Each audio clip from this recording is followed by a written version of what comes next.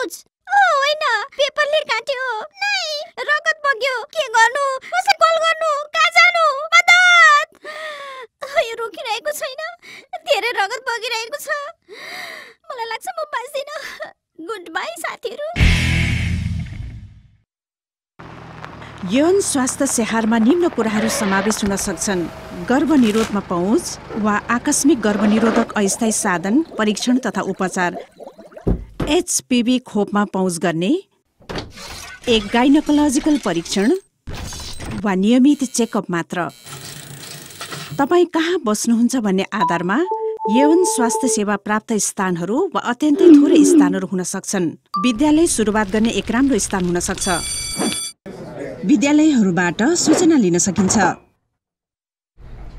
तपाईँ जान सक्ने अर्को स्थान भनेको स्थानीय अस्पताल वा परिवार नियोजन सङ्घका क्लिनिक वा युवा मैत्री केन्द्रहरू हुन्।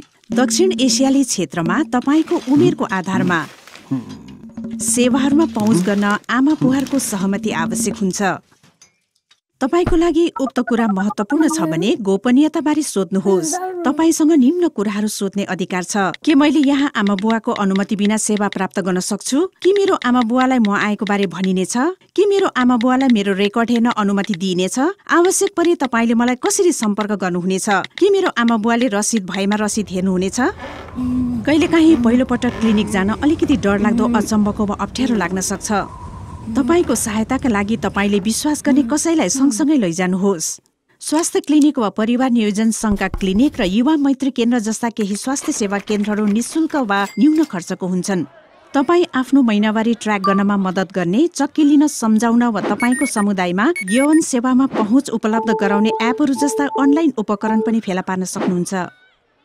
र 16600145000 मा SRH जानकारी तथा परामर्श जस्ता जानकारीका लागि टोल फ्री नम्बरहरू सहित हटलाइनहरू पनि छन्।